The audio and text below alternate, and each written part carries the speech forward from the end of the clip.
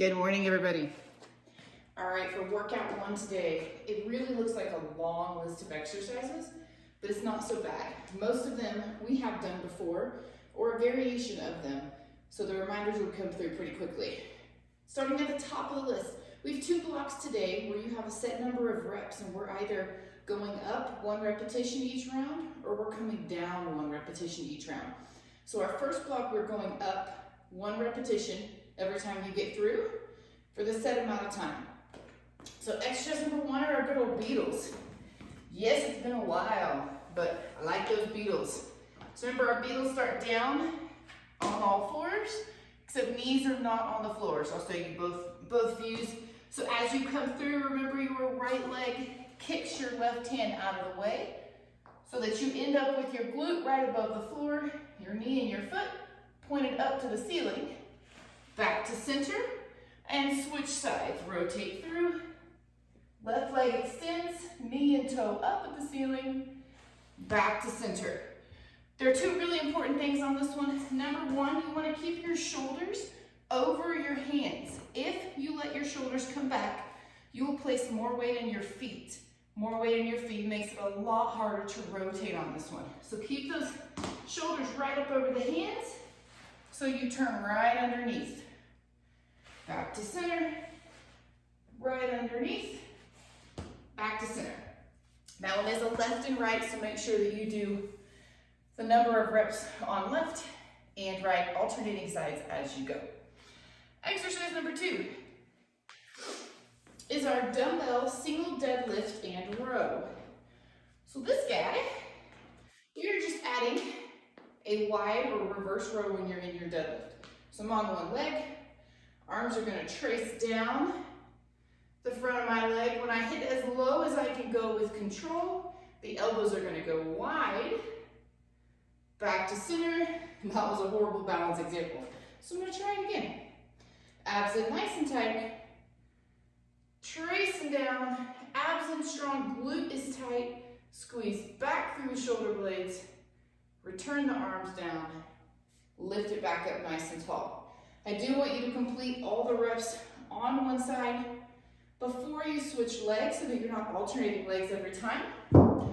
Make sure those shoulder blades stay engaged so you're nice and strong through your upper body the whole time rather than relaxing and letting those shoulders cave forward. Keep them nice and strong. All right, number 3, jumping jack to sprawl. All we're doing is combining our jumping jacks with our sprawl. Really, what this is going to allow you to do is help keep them connected so you're not ramping up your heart rate big time with a whole bunch of sprawls in a row or a whole bunch of jumping jacks. So it's 1 jumping jack, 1 sprawl, 1 jumping jack, 1 sprawl. Connect them the best that you can. So as you land your jumping jack, you're landing into that squat. Chest is tall, knees and hips get that nice bend as you go down.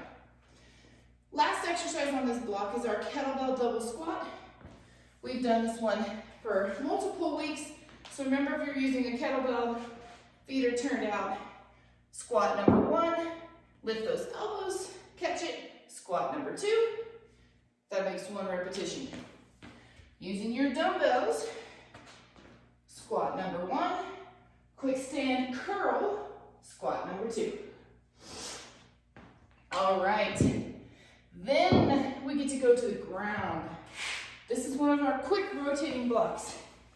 So you have 20 seconds per exercise. Notice that 2 of the exercises are the same. We're just staying on one side for 20 and then switching. So first exercise on there are crab extensions.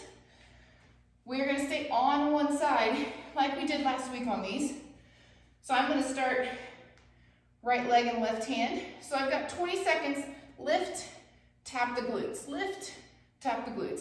I don't care if you bring this foot back down to the start of the crab every time. If you are more comfortable coming all the way back to center, that's fine. If you can, I would like for you to tap that glute, but keep the foot and the hand in the air. So you're truly making it all centered on that side. So that right oblique, if you're lifting the right leg, is really going to get the workout. Then you hit 20-second mark and switch sides. Same exercise on the other side. Then we're gonna go 20 seconds of tuck-ins from the glutes. So we all remember this one. Starting up from those glutes, extending as far as you can, trying to at least tap the low back, mid back if you can. Tuck it back into that balance. Extend and reach. Tuck it in nice and tight. 20 seconds. Then we're gonna flip over and hit our left and right pointers. Up on the feet if you can. The ultimate goal is to be up on the feet on this one. So I'm gonna stay on the same side. You got 20 seconds. Find that balance. Bring it in. Reach. Bring it in. Reach. Then switch sides to the other side for 20. If you need to drop to your knee, that is okay, but please challenge yourself to stay nice and straight the whole time. No extension, so no elongating the front of the body.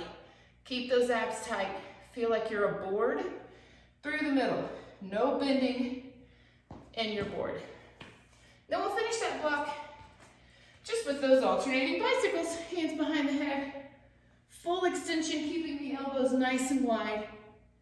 20 seconds. The easiest way to do that one is just start your stopwatch. If you're using an app that has a counter that'll tell you when to switch every 20 seconds, that's great. It makes it even easier. You don't have to look at it. You can just listen for the beep. But if you don't, start a stopwatch. For the most part, you can either keep it in your hand, or when you're in the crab or the pointer, you can put it where you can see it pretty easily. You're just looking for the switch at the 20, the 40, the 60. 20, 40, 60. As long as you know crab to tuck in to pointer to bicycle, you'll be good to go. All right, the final block, we are now taking our repetitions and counting down. So whether you start with 10 repetitions or 7 repetitions, we're gonna count down 1 rep every time. We're starting with our stability ball tuck-ins.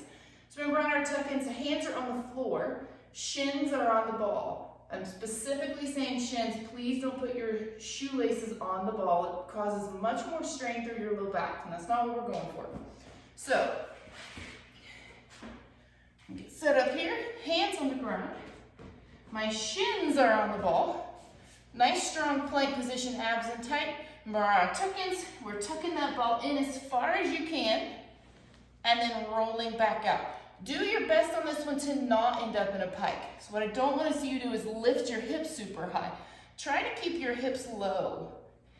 It's going to force you to really pull in a little bit stronger through your abs.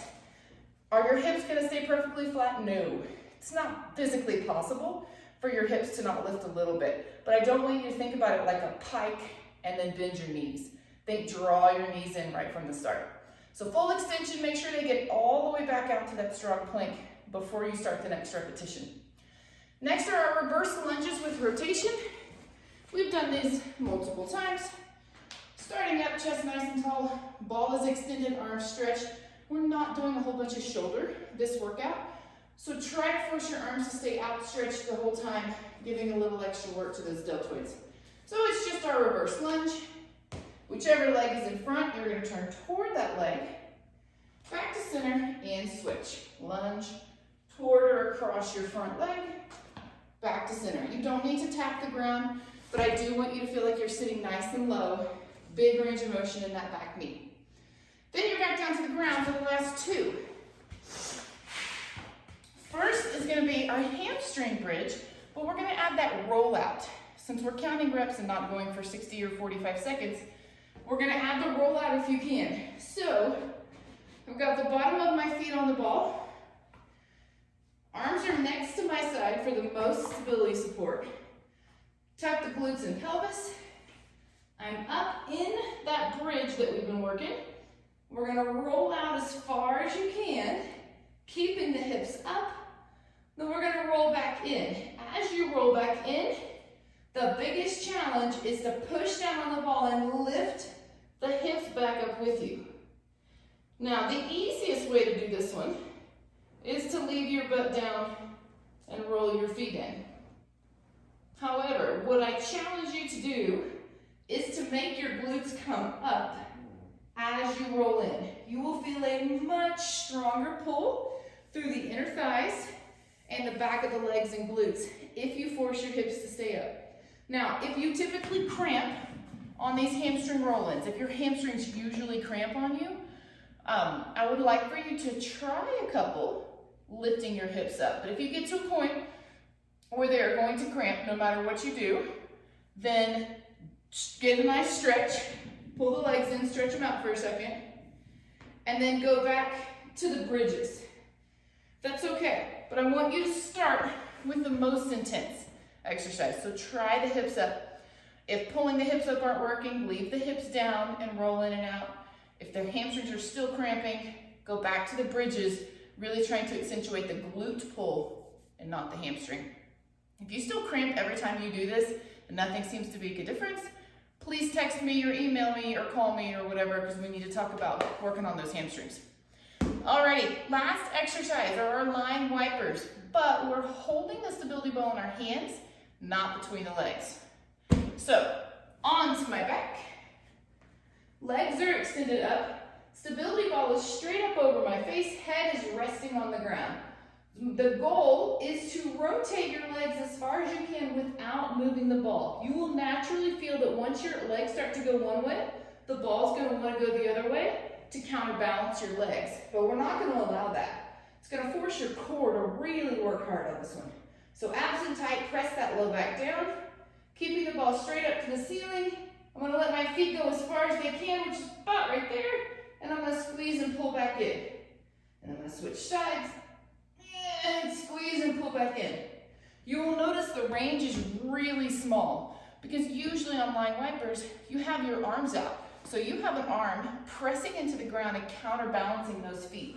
You're not going to go far. And as you notice, once I got about 15 degrees, my feet naturally separated because my inside leg was trying to counterbalance my outside leg going, which then made my inner thighs work really hard to have to pull back in. So it's going to feel small. That's okay. That is the goal today. Eventually, we're going to let the arms counterbalance it, but we're not today. So keep those arms locked in, small range of motion, really controlling through the obliques. All right, guys, that's it. I hope you have a great workout, and I will see you back in a couple days. Bye.